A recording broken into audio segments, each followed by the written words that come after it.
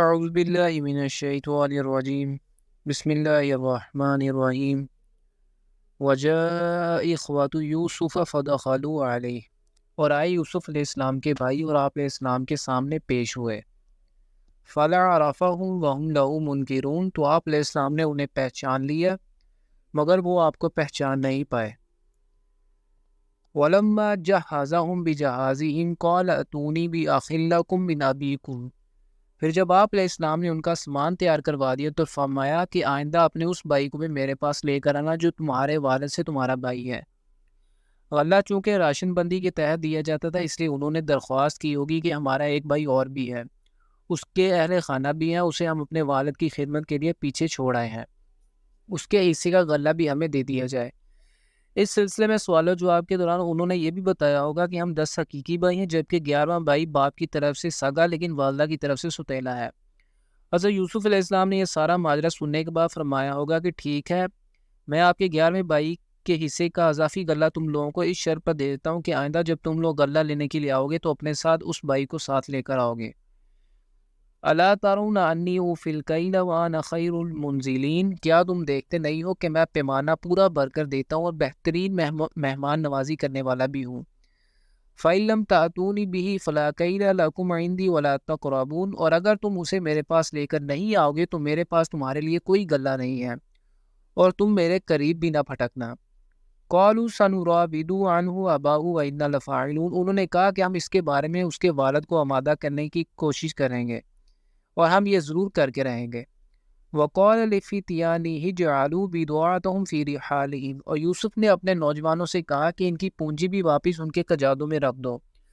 اس زمانے میں چیزوں کی عوض ہی چیزیں خریدی جاتی تھیں، چنانچہ وہ لوگ بھی اپنے ہاں سے کچھ چیزیں بیر بکریوں کی اون وغیرہ اس مقصد کے لیے لے کر آئے تھے اور غلے کی قیمت کے طور پر اپنی وہ چیزیں انہوں نے پیش کر دی تھیں۔ مگر اگر یوسف علیہ السلام نے اپنے ملازمین کو ہدایت کر دی کہ جب ان کے کجادوں میں گندم بھری جائے تو ان لوگوں کی یہ چیزیں جو انہوں نے غلے کی قیمت کے طور پر ادا کی ہیں چپکے سے واپس ان کے کجادوں میں ہی رکھ دی جائیں۔ لعلہم یعرفونہا اذا انقلبوا الی اہلہم لعلہم یرجعون، تاکہ وہ پہچانیں ان کو جب لوٹیں اپنے اہل و عیال کی طرف، شاید کہ اس طرح دوبارہ آئیں۔ فلما رجعوا الی ابیہم قالوا یا ابانا منع منا الکیل، پھر جب وہ لوٹے اپنے والد کے پاس تو کہنے لگے ابا جان ہم سے ایک پیمانہ روک لیا گیا ہے۔ فَأَرْسِلْ مَعَنَا أَخَانَا نَكْتَلْ وَإِنَّا لَهُ لَحَافِظُونَ، تو آئندہ ہمارے بھائی کو ہمارے ساتھ بھیجیے گا تاکہ ہم اس کے حصے کا بھی غلہ لے کر آئیں اور ہم اس کی پوری حفاظت کریں گے۔ قَالَ هَلْ آمَنُكُمْ عَلَيْهِ إِلَّا كَمَا أَمِنْتُكُمْ عَلَىٰ أَخِيهِ مِنْ قَبْلِ، یعقوب علیہ السلام نے فرمایا کیا میں اس کے بارے میں بھی اسی طرح تم پر اعتبار کر لوں جیسے میں نے اس کے بھائی یوسف علیہ السلام کے بارے میں پہلے تم پر اعتبار کیا تھا۔ فَاللَّهُ خَيْرٌ حِفَاظًا وَهُوَ أَرْحَمُ الرَّاحِمِينَ، ویسے تو اللہ ہی بہترین محافظ ہے اور وہی تمام رحم کرنے والوں سے سب سے بڑھ کر رحم کرنے والا ہے۔ وَلَمَّا فَتَحُوا مَتَاعَهُمْ وَجَدُوا بِضَاعَتَهُمْ رُدَّتْ إِلَيْهِمْ، اور جب انہوں نے کھولا اپنا سامان تو انہوں نے دیکھا کہ ان کی پونجی انہیں لوٹا دی گئی ہے۔ قَالُوا يَا أَبَانَا مَا نَبْغِي هَٰذِهِ بِضَاعَتُنَا رُدَّتْ إِلَيْنَا، وہ پکار اٹھے ابا جان ہمیں اور کیا چاہیے، یہ ہماری پونجی بھی ہمیں لوٹا دی گئی ہے۔ وَنَمِيرُ أَهْلَنَا وَنَحْفَظُ أَخَانَا وَنَزْدَادُ كَيْلَ بَعِيرٍ ذَلِكَ كَيْلٌ يَسِيرٌ، اب ہم جائیں گے اور اپنے اہل و عیال کے لیے غلہ لائیں گے اور اپنی بھائی کی حفاظت کریں گے اور ایک اونٹ کا بوجھ زیادہ لائیں گے، یہ ایک اضافی بوجھ لانا تو اب بہت آسان ہے۔ قَالَ لَنْ أُرْسِلَهُ مَعَكُمْ حَتَّىٰ تُؤْتُونِ مَوْثِقًا مِّنَ اللَّهِ لَتَأْتُنَّنِي بِهِ إِلَّا أَن يُحَاطَ بِكُمْ، یعقوب علیہ السلام نے فرمایا میں اسے واپس ہرگز نہیں بھیجوں گا تمہارے ساتھ یہاں تک کہ تم میرے سامنے پختہ قسم کھاؤ اللہ کی کہ تم لازماً اسے لے کر آؤ گے میرے پاس سوائے اس کے کہ تم سب کو گھیرے میں لے لیا جائے۔ ہاں اگر کوئی مصیبت آ جائے تو تم سب کے سب گھیر لیا جاؤ اور وہاں سے